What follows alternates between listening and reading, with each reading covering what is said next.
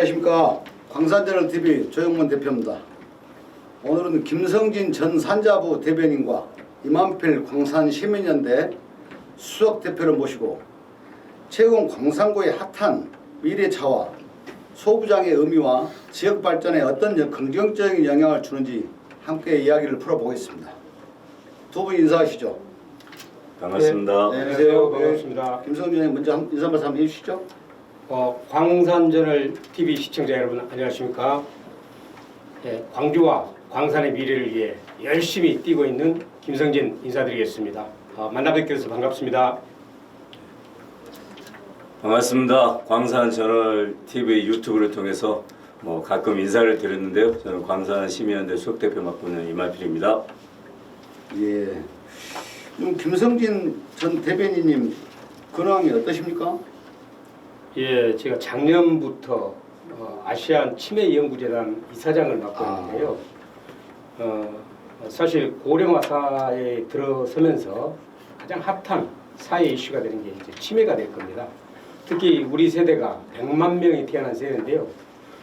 우리 세대가 80세가 되는 앞으로 한 15년 내에 20년이 되면은 이 치매 문제가 우리 사회에 가장 해결해야 될 큰 과제가 아마 될 거로 생각을 하고요.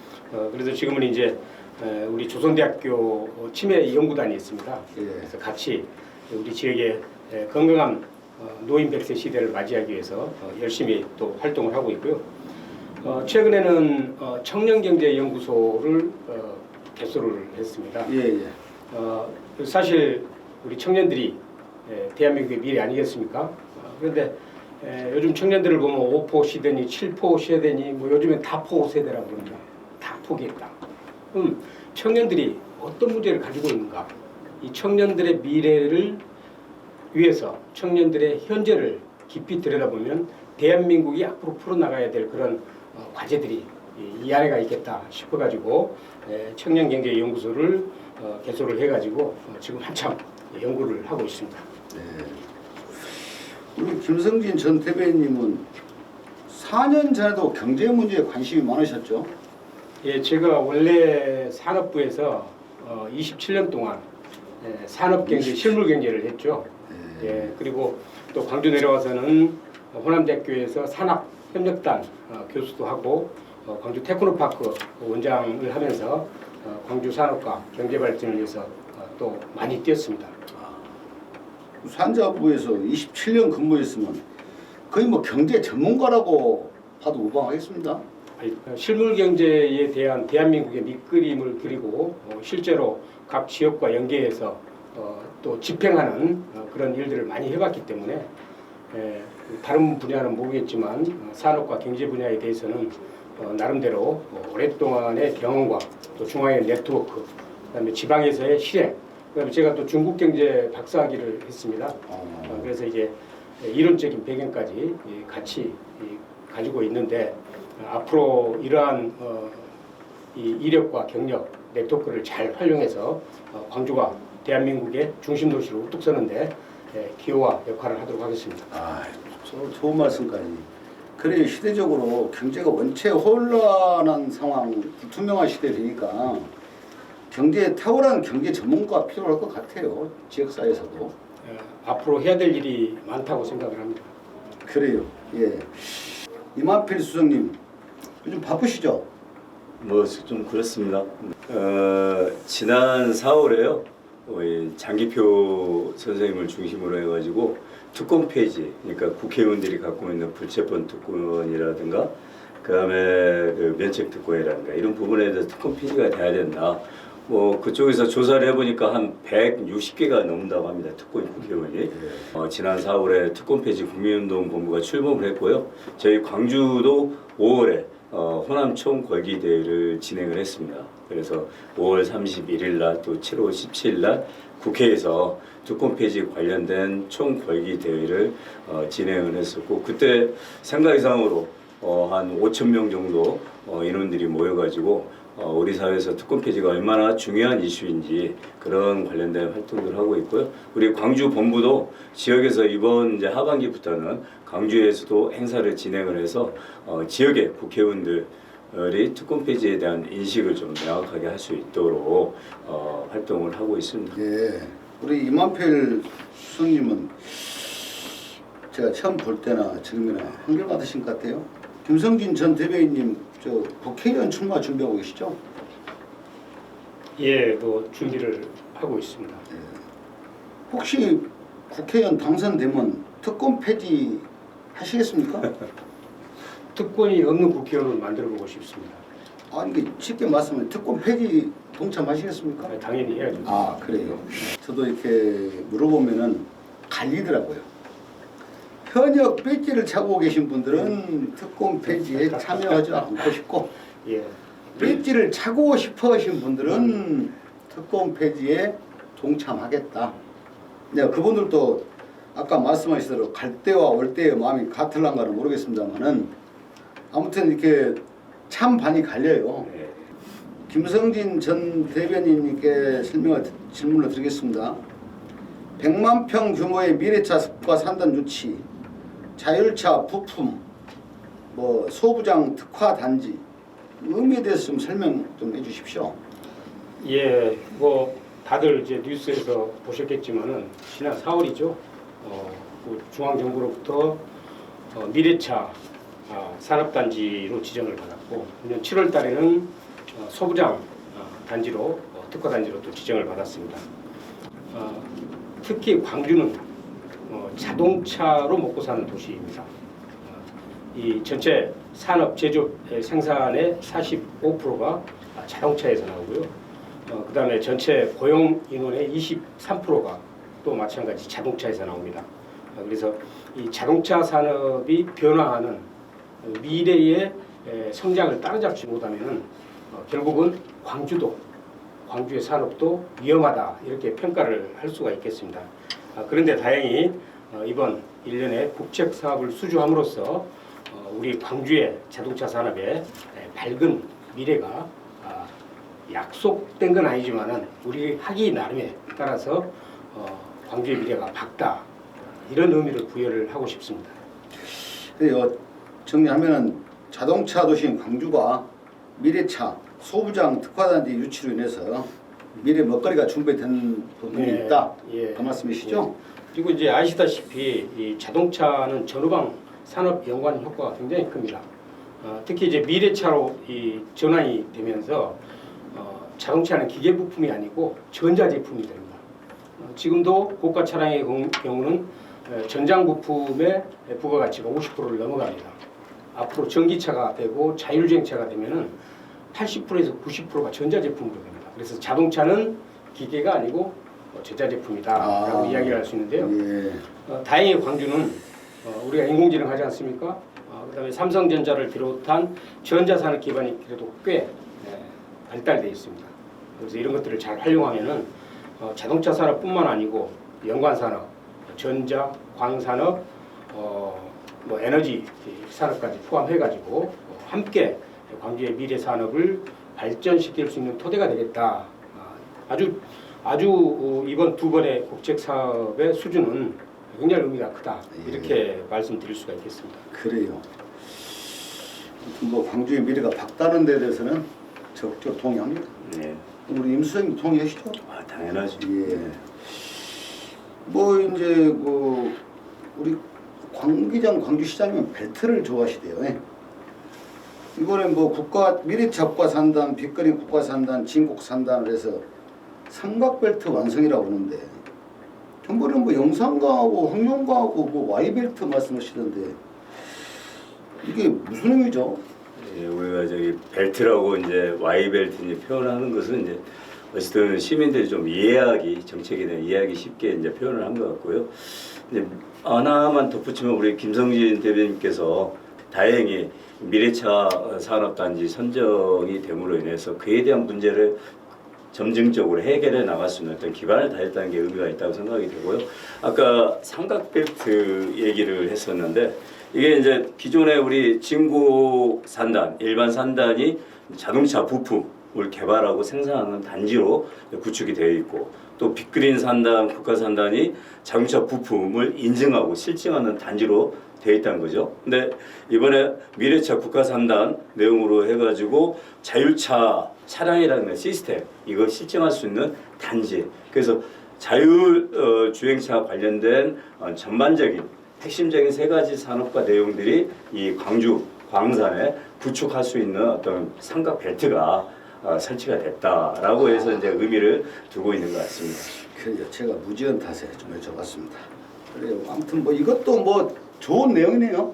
그래요. 뭐 이제 그 우리 김성진 전 대변인님 쭉 뭐 이렇게 미래차 국가산단 조치, 소부장 특화단지 조치 로 인해서 생산 유발 효과가 3조 원, 취업 유발 효과가 16,000명 이렇게 말하는데 이런 데이터는 어디서 나온 것이고 뭐 신뢰할 만합니까?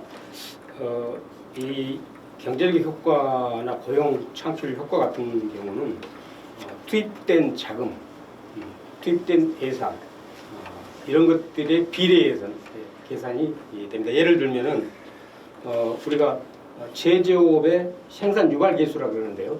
고용 유발 계수 이런 계수가 있습니다. 예를 들면 기계 산업의 경우는 10억 원을 내면은 5명의 고용이 창출이 됩니다. 네, 그래서 이제 여기 16,000명의 취업 유발 효과를 산출한 것은 아마 정부 예산이 한 4천억 정도가 투입이 되고 민간 자본이 또 수조 원이 투자가 됩니다. 그래서 그런 것들이 전부 다 투입이 되면은 10억당 몇 명의 고용이 창출된다. 이렇게 계산을 해서 나온 수치이기 때문에 수치 자체는 무리가 없다고 저는 생각을 하고요. 제가 이제 뭐 오늘 대담을 준비한 것은 이제부터 본론입니다. 사실은 본론을 좀 치열하게 좀 이야기해 보시죠. 지금 광산구의 광주 대부분의 산업단지가 밀집해 있습니다. 전국적으로 이렇게 산업단지가 밀집해 있는 지역이 많지 않습니다. 사실은. 근데 광산구의 골목 상권 하나 활성화되지 못하고 있는 이유는 무엇일까? 저는 이 부분에 관심을 갖고 있거든요. 과거에는 이렇게 이제 산업단지에서 하남 산단에서 셔틀버스로 출퇴근했지 않습니까? 요즘 차로 하는데 또 그분들이 한 달에 한 번씩 회식을 할 거 아닙니까? 과거에 제가 첨단에 살 때 우리 대비님 잘 아시겠지만 삼성하고 엠코에서 회식을 나오면요 첨단이 하루 이틀일지라도 덜썩덜썩했습니다. 이렇게 많은 여건을 가지고 있는데 왜 광산구는 경제가 활성화되지 않을까? 골목 상권이 활성화되지 않을까? 뭐 저는 이게 제일 답답하거든요. 우리 이만필 수장님 뭐 어떻게 생각하십니까? 이 빅그린 산단이나 진곡 산단 또 뭐 이번에 새로 지정된 미래차 산단이나 이런 지역에 있는 우리 직원분들이 또 회사에서 우리 광산구에 와가지고 제일 가까우니까요. 회식도 하고 여러 가지 했으면 좋겠죠. 근데 이제 저는 이런 생각을 가져봅니다. 먼저 그런 얘기에 앞서서 우리 광산구청이 있는 바로 인근에 있는 상권은 어떤가? 광산구청 같은 경우는 그래도 광산 구민들을 위해서 일하는 곳이고 또 1,000명이 넘는 직원들이 근무하는 공무원들이 근무하는 곳인데 이 공무원들이 지역에 과연 회식을 하고 식사를 하고 또 뭐 옷이라든가 여러 물건들을 살 수 있는 여건과 내용들을 구축하고 있는가? 또 우리 구청장이나 또 많은 정책을 펼치고 있는 분들이 그걸 하기 위해서 노력하고 있는가? 나는 거기서부터 출발해야 된다고 생각이 들고요. 먼저 광산구청에 있는 공무원들부터 이 지역의 상권의 활성화를 위해서 뭔가 대책을 마련할 필요가 있다.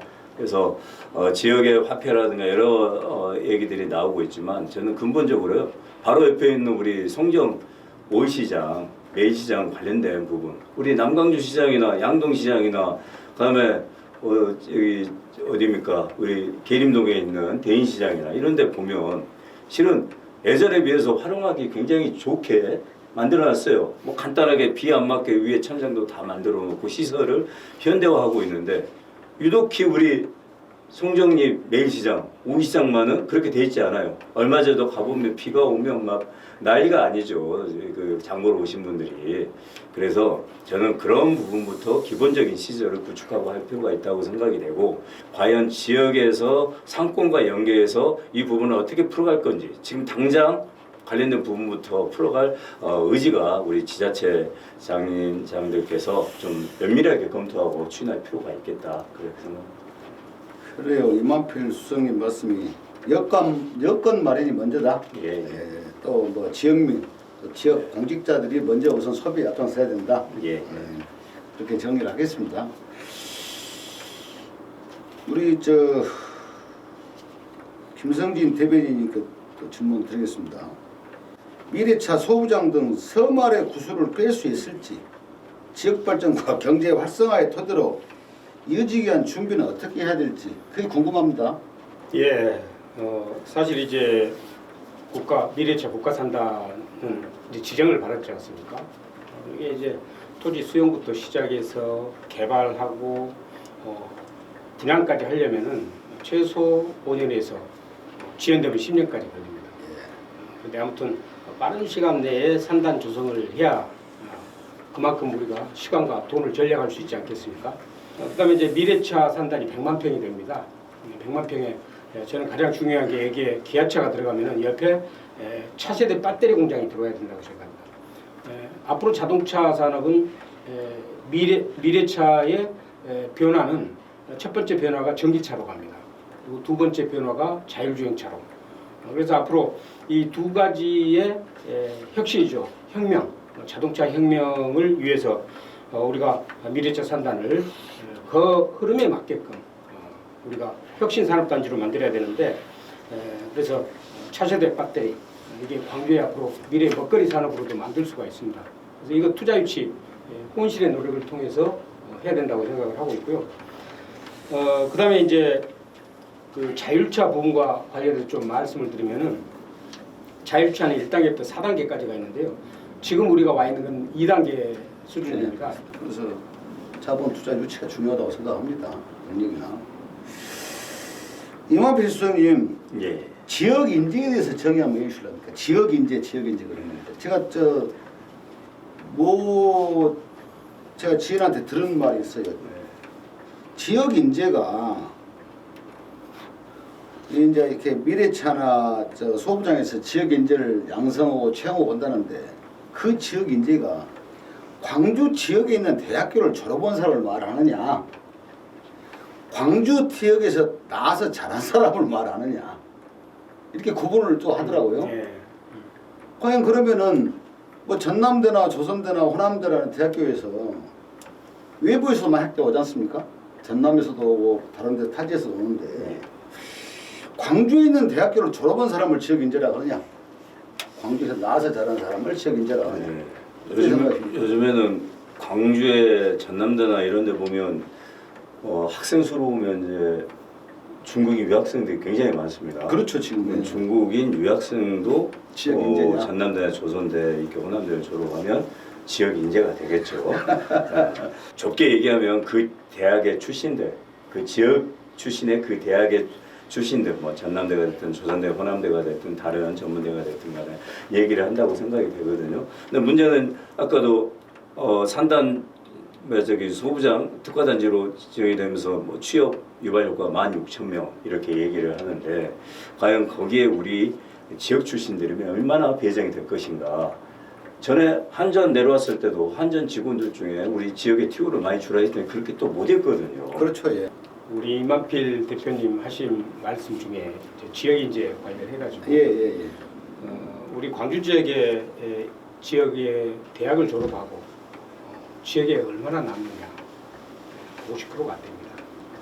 왜? 일자리가 부족해서. 그렇습니다. 다 서울로 갑니다. 서울, 경기, 수도권으로 이전을 해가는데, 다른 시도들과 비교했을 때 광주의 청년 인구 유출이 가장 심합니다. 결국은 우리 지역에 얼마나 많은 좋은 일자리를 만들어내느냐, 만들어내지 못하느냐가 결국 청년들의 미래를 결정한다라고 저는 생각을 하고요.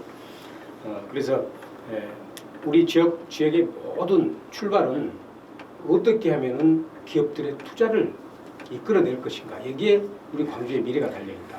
우리 청년들 이야기하는데 따지고 보면은 일자리가 없어서.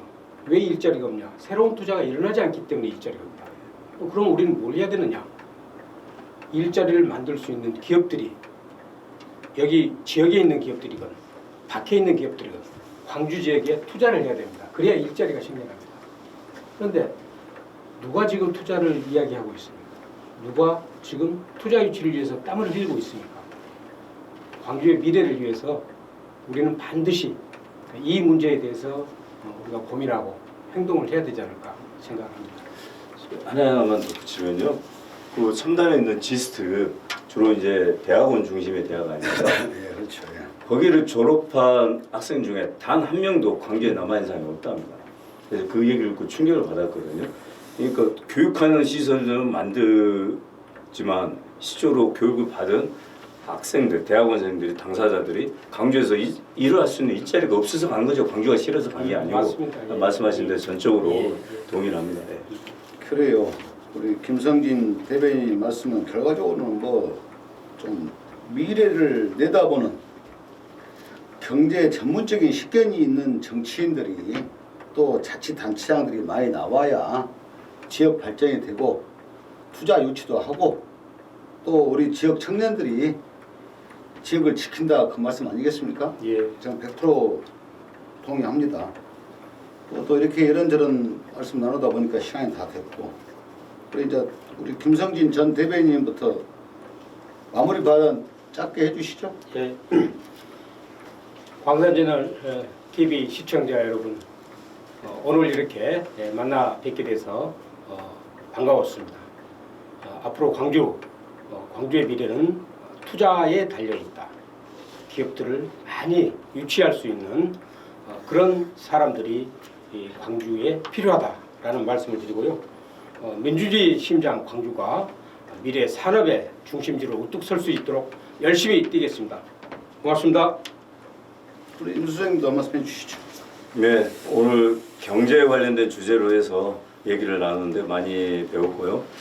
그리고 이제 중요한 것은 어쨌든 지자체장들은 또 국회의원들은 광주의 먹거리를 활성화시키는 데 중요하게 역할을 해야 됩니다. 법을 개정하고 또 법을 만들고 위반하고 하는데 좀 중점적으로 했으면 좋겠고요. 그다음에 기업을 유치하기 위해서는 규제를 완화시켜야 됩니다. 네, 예. 고맙습니다. 감사합니다.